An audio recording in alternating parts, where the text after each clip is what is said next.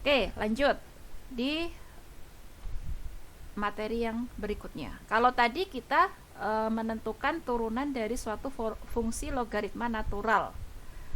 Nah, selanjutnya kita akan menentukan fungsi logaritma yang basisnya secara umum yaitu A. Kalau tadi logaritma natural itu adalah suatu fungsi logaritma yang basisnya bilangan natural yaitu E.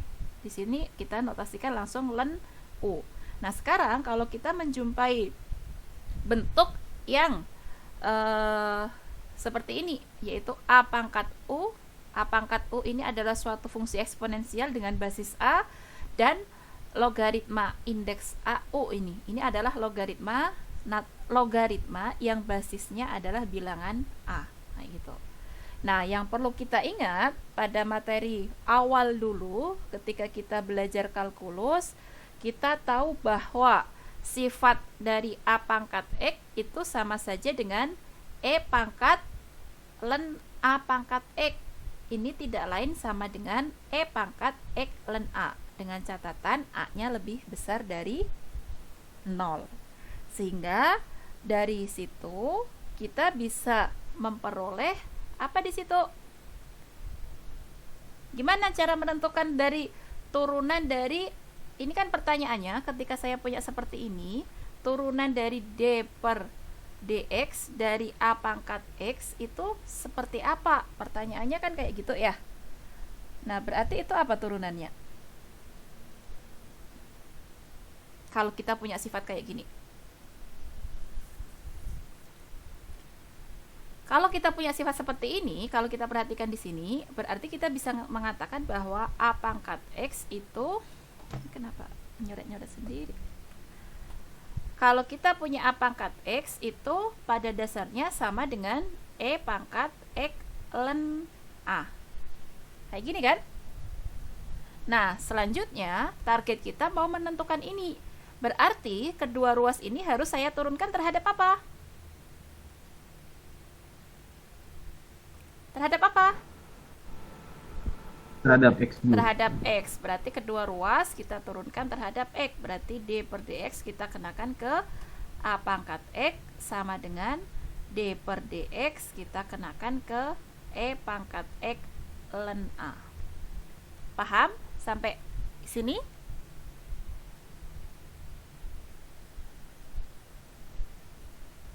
Paham ini? Ini Paham, Bu. Oke, selanjutnya target kita kan yang ini. Berarti yang ruas kanan kita tentukan turunannya. Nah, ini kita bisa menggunakan apa? Bisa menggunakan aturan rantai.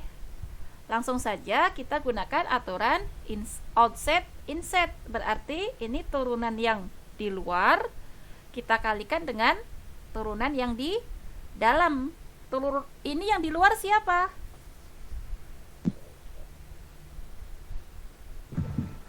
EX, Bu. Iya, E pangkat X ln A. Berarti turunan yang di luar, turunan E pangkat X apa? Ya tetap E pangkat X. Berarti turunan ini ya tetap E pangkat X ln A. Pangkat X. Kemudian dikalikan turunan yang di dalam. Yang di dalam siapa? Yang di pangkat ini. Berarti Ln D per dx dikenakan ke dikenakan ke X ln A. ln A. Ini kan? Nah, selanjutnya tadi kita tahu bahwa E pangkat X ln A itu sama dengan siapa? A pangkat X kan? Berarti ini sendiri balik lagi sama saja dengan A pangkat X. Kemudian dikalikan dengan turunan yang ini.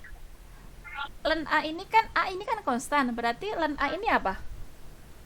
Konstanta, bisa keluar. Berarti ln A dikalikan dengan dx per dx, gitu kan ya? Dx per dx berapa? Turunan dari x apa? 1. Berarti ini A pangkat x dikalikan ln A. Dengan demikian kita bisa mengatakan bahwa kalau kita punya Y sama dengan A pangkat X, maka Y aksen itu sama saja dengan A pangkat X dikalikan dengan ln A. Ini. Kenapa bisa seperti ini? Ya prosesnya ini tadi. Paham? Paham. Lanjut. Nah, tadi kita punyanya Y sama dengan A pangkat X. Sekarang kalau diperumum, kalau kita punya Y-nya itu sama dengan A pangkat UX atau Fx itu sama dengan A pangkat UX. Dengan catatan UX di sini adalah suatu fungsi yang dapat diturunkan dan A-nya lebih besar dari 0. Maka nanti kita akan bisa mendapatkan turunan dari F yang seperti ini. Yaitu apa? Ya ini. F aksen X itu sama dengan df per dx. F-nya kita ganti dengan ini, A pangkat U. Dengan U ini merupakan suatu fungsi yang dapat diturunkan. Maka ini kita gunakan aturan rantai, yaitu turunan yang di luar siapa? A pangkat U. Berarti turunannya ya tetap A pangkat U. Kemudian, A pangkat U. Tadi kalau kita punya Y sama dengan A pangkat X, maka turunannya kayak gini. Berarti nanti ketika kita punya Y sama dengan A pangkat U, maka dy per du-nya jadi apa? A pangkat Ya, U A ln pangkat U ln A. Berarti di sini turunan yang di luar jadinya ini. Dikalikan dengan siapa? Dikalikan turunan yang di dalam. Yang di dalam siapa? U, yaitu dikalikan du per dx. Kayak gitu. Nah, dari sini kita bisa mengatakan bahwa ketika kita punya fx sama dengan A pangkat ux, maka f aksen x itu adalah A pangkat u ln A dikalikan du per dx. Gitu. Langsung saja diaplikasikan ke contoh 1.8. Contoh 1.8 poin A, di situ kita punya fungsinya itu adalah fx sama dengan 3 pangkat x. Berarti f aksen x apa? 3 pangkat X ln 3 Ya, ini. 3 pangkat x ln 3. 3. Oke. Mudah ya. Kalau yang poin B, kita punya fx sama dengan 3 pangkat min x. Nah, ini kita harus hati-hati. Ini suatu fungsi ini pangkatnya. Berarti kita harus memisalkan. U-nya siapa? 3 ln. Kalau Min kita punya bentuk umum min seperti X. ini, berarti U-nya siapa? Min x. Min X. Oke, padahal tadi untuk mendapatkan f aksen U, kita punya rumusnya kayak gini nih. Berarti kita butuh siapa? du per dx. Berarti du per dx-nya siapa? Kalau kita punya U-nya kayak gini, Min 1. min 1. Dengan demikian, kita bisa lanjutkan proses ini untuk menentukan df per dx. df per dx rumusnya apa di sini? A pangkat U. Pangkat A-nya siapa U. di sini? 3 3. U-nya min X. min x. Kemudian ln A, A-nya Hmm. siapa? Ln berapa Ln berarti? 3 Ln 3. du per dx-nya siapa? min 1. Min 1. Min 1. Atau pelan-pelan ya. Di sini saya tuliskan dulu rumusnya biar kalian ingat. Berarti A pangkat U ln A du per dx. Berarti ini kita tulis jadi 3 pangkat min x dikalikan ln 3 dikalikan min 1. Berarti jadi berapa ini kalau kita sederhanakan? Min ln 3 dibagi 3 pangkat X, gitu kan ya? Ya, Bu. Oke.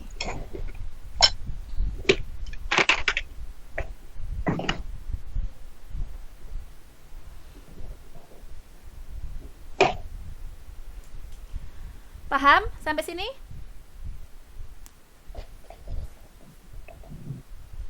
Lanjut ke yang C. Yang C gimana?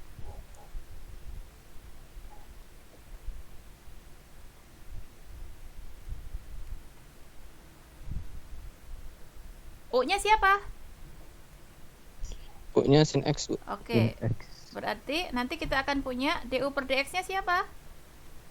Cos X. Cos X. Cos x. Berarti nanti df per dx apa tadi X rumus sama umumnya? dengan A 3 pangkat A U angkat A X. pangkat F U U ln kan ln A A A DU per DX. DU per DX. Berarti A-nya siapa di sini? 3 3. U-nya pangkat sin X. sin X. Ln Kemudian ln 3 A, ln 3 dan 3 dikalikan cos cos X. X. Itu ya. Mudah kan?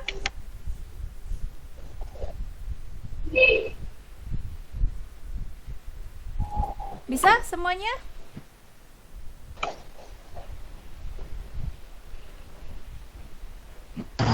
Bu mau nanya Bu, Silahkan. untuk bagian D kalau misalnya pangkat misalnya min X ada perperannya gitu gimana Bu? Min X ada perperannya. Misalnya gini ya, saya kembangkan. Misalnya di sini D. Kita punya fx sama dengan 3 pangkat x per 5. Misalnya kayak gitu. Seperti itu pertanyaannya?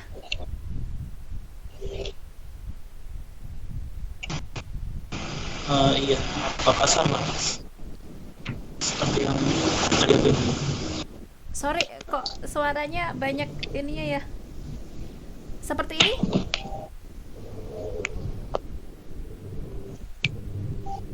Halo?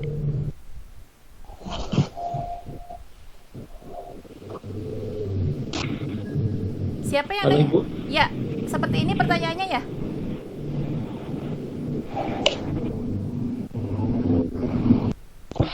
iya Bu.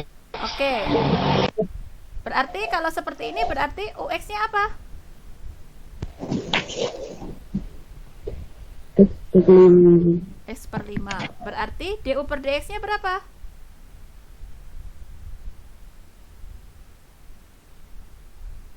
DU per DX-nya berapa? Ya, X per 5 turunannya berapa? 5 1/5 Bu. 1/5. Berarti DF per DX-nya gimana? 3 3 atau rumusnya dulu. Rumusnya apa? A A pangkat U U A ln A DU per dikalikan DX. DU per DX. Oke. A-nya berapa di sini? A-nya 3. 3 U-nya X per 5. X per 5 Ln A berarti ln dan 3 3. DU per DX-nya kali 1/5 dibagi 1/5. Berarti kalau kita sederhanakan jadi apa? 3 pangkat X per 5 ln 3 per 5. Kayak gitu.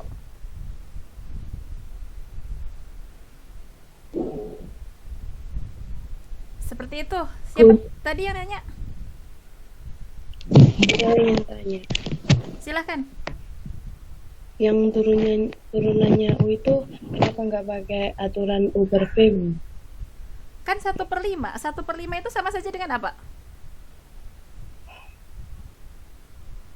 Gimana, Bu? Yang UX. Iya. UX kan X per 5 kan sama dengan 1/5 X kan? Ya, Berarti kalau kita punya, ingat nggak prinsipnya? Kalau kita punya fx sama dengan cx, maka f aksen x sama dengan apa? C. Oh, Ini kan konstan kan ini? oh ya. Ya. Oh iya ya. Ya. Oke. Ada lagi?